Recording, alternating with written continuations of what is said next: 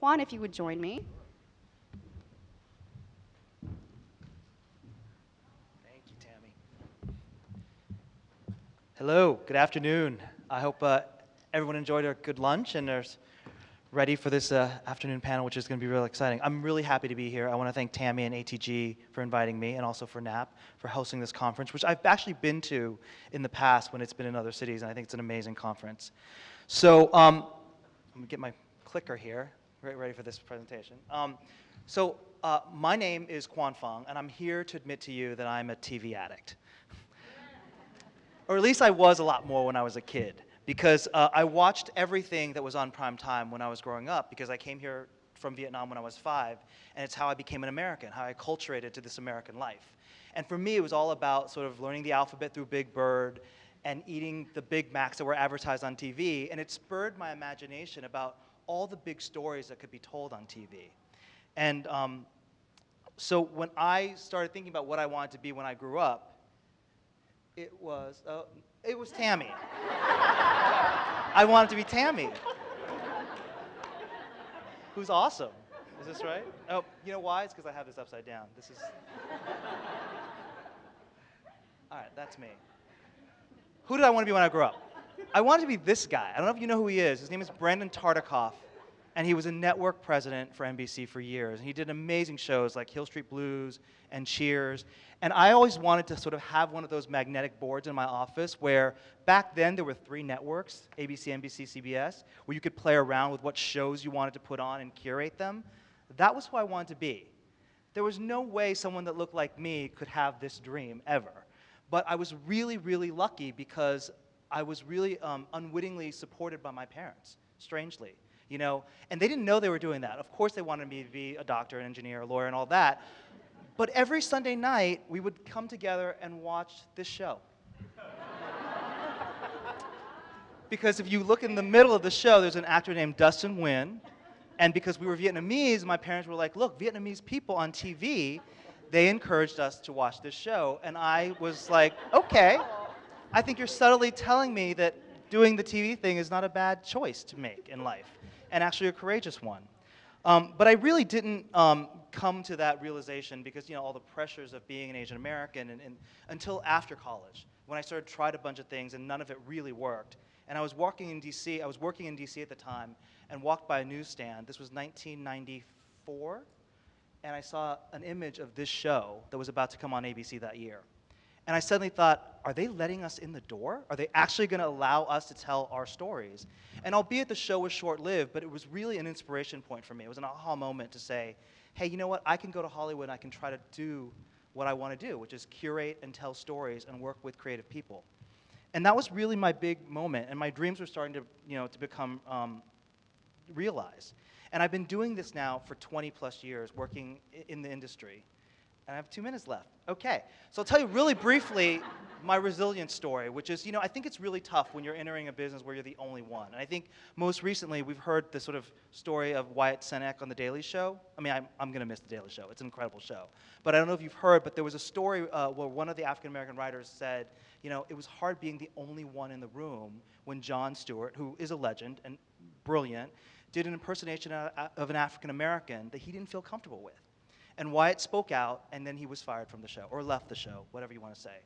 And that resonated with me because that's happened to me many times in my career, where I've been in a situation where I was the only one to speak out over a casting choice, over a decision to do something that wasn't authentic because it was, people didn't know. And I had to stand up and say something, and you know, it may have costed me something or another, but at the end of the day, I think I benefited from that. And I think over the long run, I think being true to yourself and finding different ways to solve those problems are so essential. So I'll say real briefly that we're living in an incredible time of TV, and I'll flip this real quick. You have these kinds of guys on TV. They're Asian American leading men, right? You have these women on TV that are so complicated, and not just your hot girlfriend or your tiger mom or your grandma. And then you have shows like this. Yeah. And if you look about, now there is a tiger mom, there is a grandma, but this is done in a different way because it's done by Asian American producers, by Asian American writers, and that has made a lot of difference. And we've moved so far from where we were then with All American Girl to where we are today with Fresh Off the Boat. I'm now starting a company on my own where I'm trying to help artists find their voices. And I'm getting to work with this guy, which is kind of an amazing experience. We're doing a show right now about a guy with identity issues. He's got a midlife crisis. He's a 50-year-old contract assassin who is born to a Japanese father and an American mother and doesn't fit in any society because he's mixed race.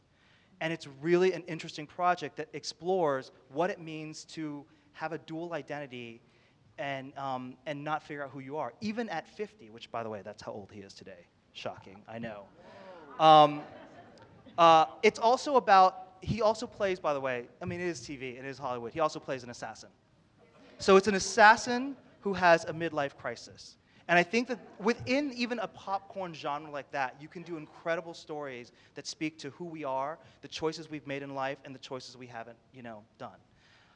The other thing I'm really proud of is I hired this guy to write it, who is a writer named Chris Collins, who's half Japanese, born to a Japanese mother and an American father, a white father.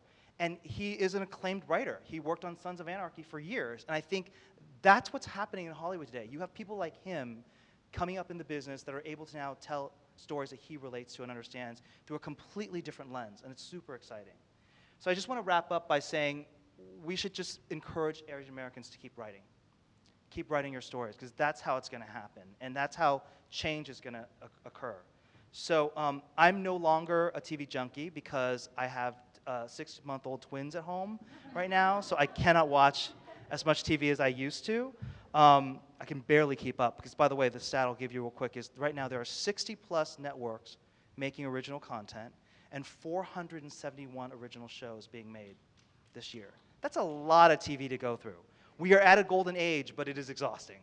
But I will say that my 6-month-old the other day was crying, like every 6-month-old, couldn't stop at all, but just in tears. And we literally put my iPad up and showed him a video of a cartoon, and he was transfixed. And I realized in that moment that he didn't understand the language, just like I didn't understand language when I first watched this. But the moving pictures and the story that was being told was somehow transfixing him and making him want to watch.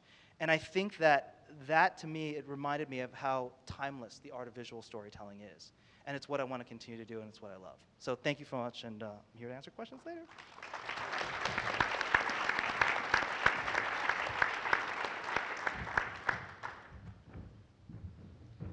When I actually heard Quan speak, we met 1 year ago at the UNAFSA conference. I sat in the audience transfixed like your 6-month-old, because that's who I still want to be when I grow up.